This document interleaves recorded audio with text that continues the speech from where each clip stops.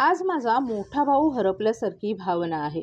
अजित पवार हे केवळ नेते नव्हते, तर एक अभ्यासू, वेळेचं भान ठेवणारे आणि प्रशासनावर मजबूत पकड असलेले व्यक्तिमत्व होते. अशा शब्दात उपमुख्यमंत्री एकनाथ शिंदे यांनी अजित पवार यांच्या निधनावर तीव्र शोकभावना व्यक्त केली आहे.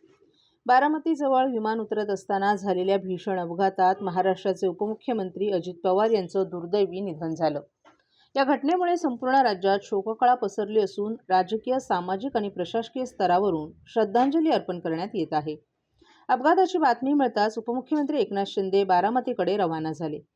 रवाना होण्यापूर्वी त्यांनी माध्यमांशी संवाद साधताना अजित पवार यांच्याशी असलेल्या आपल्या आठवणींनाही उजाळा दिला. आम्ही अनेक वर्षे एकत्र काम केलं. अजित पवार पहाटेपासून कामाला लागायचे. सकाळी 6 वाजताही त्यांनी आदेश दिल्याचे आपण स्वतः पाहिले आहे. प्रत्येक विषयाचा सखोल अभ्यास करूनच ते बोलायचे. रोखठोक स्वभाव असला तरी मनाने ते अत्यंत निर्मळ होते, असं शिंदे यांनी सांगितलं. मंत्रिमंडळात जेव्हा राज्याच्या आर्थिक स्थितीबाबत चर्चा व्हायची, तेव्हा अजित पवार नेहमीच वास्तव मांडायचे आणि योग्य दिशा सुचवायचं.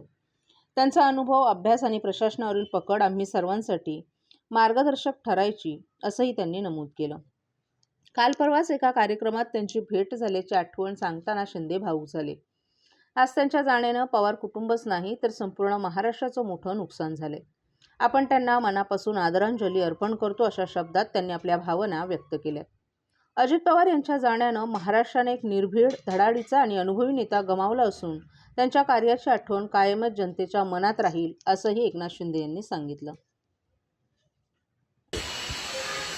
व्हायचं असेल ते तात्काळ करायचे, नसेल त्याला नाही म्हणायचे, असा स्पष्ट वक्तेपणा या महाराष्ट्राने पाहिलेला आहे. मी असेन, मुख्यमंत्री देवेंद्रजी असतील, अजितदादा असतील, आम्ही टीम म्हणून काम केलं, टीम म्हणून काम करतो. आमच्या वेळाही कामाच्या वेगवेगळ्या, आम्ही पहाटे उशिरापर्यंत काम करतो. अजितदादा पहाटे लवकर काम सुरू करतात, देवेंद्रजी दिवसभर काम करतात. आणि अजितदादांनी 6 वाजता देखील अपॉइंटमेंट दिलेल्या अधिकाऱ्यांनी आणि लोकप्रतिनिधींनी पाहिलेल्या आहेत. अतिशय वेळेचं महत्त्व आणि वेळेचं भान ठेवणारा नेता हरपलेला आहे. खरं म्हणजे काल परवाच आमची एका कार्यक्रमामध्ये भेट झाली. सरन्यायाधीश आपले भारताचे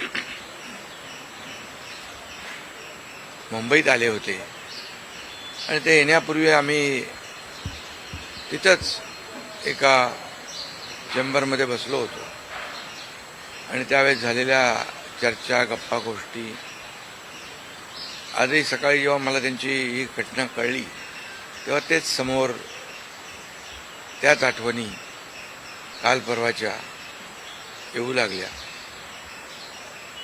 खरं म्हणजे माझ्यापेक्षा ते राजकारणात देखील अनुभवी नेते, गेल्या अनेक वर्षापासूनचा त्यांचा अनुभव, वयाने देखील माझ्यापेक्षा ते मोठे होते माझ्या आणि अनुभवाने देखील.